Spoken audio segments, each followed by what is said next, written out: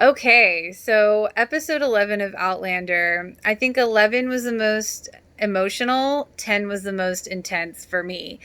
This season's been a little slow, but it's been a slow burn. A lot has transpired. I think the two biggest things, well, first and foremost, it was Murtaugh. Amazing actor. We knew it was coming, though. There was no other option really on the path that character had taken. It was inevitable. So I think I wasn't as sad just because I knew it was coming, but I was sad for Jocasta, and I saw how that impacted Jamie. I thought that boy was going to lose his mind.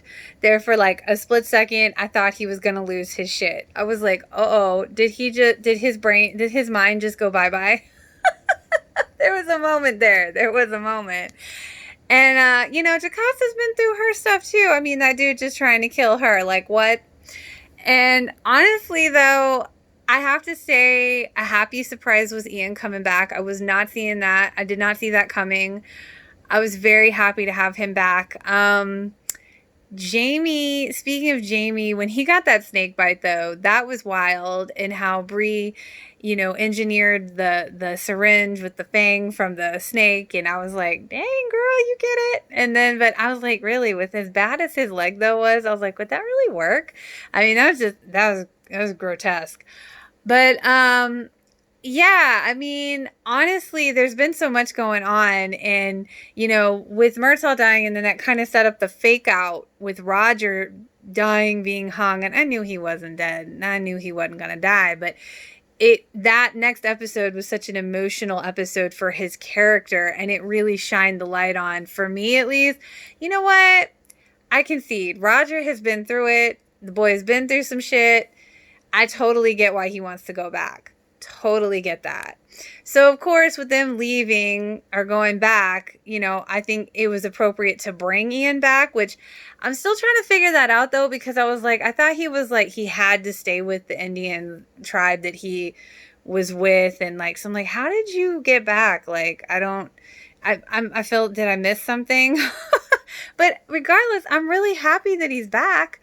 Um, Lord John Grey. Let me tell you something. I always love to see Lord John Grey. I am never mad about seeing him. And I really enjoyed getting the update about Jamie's son. I like that they told Bree. I really enjoyed that aspect. And then we saw, the whole Bonnet storyline finally play out.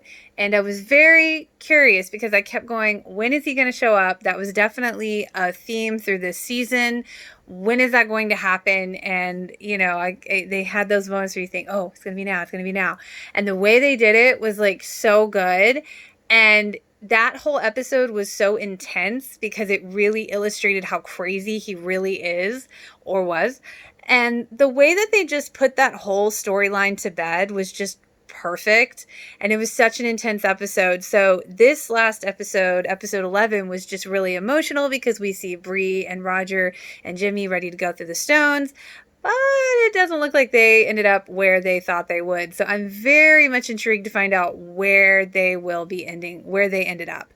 And what's going on with Claire? I think I know who took her. And on that preview for next week, it looks like they're pulling her towards a lake or a river. And I'm like, oh God, do they think she's a witch? Are they going to do that whole river witch test thing? So like, I'm very intrigued. This was a heavy cliffhanger, so next week I will be doing a reaction video. So stay tuned, and if you liked, give me a like, give me a subscribe, feel free, and come on back, because I'm going to be doing a reaction video for next week. So let's see how this plays out.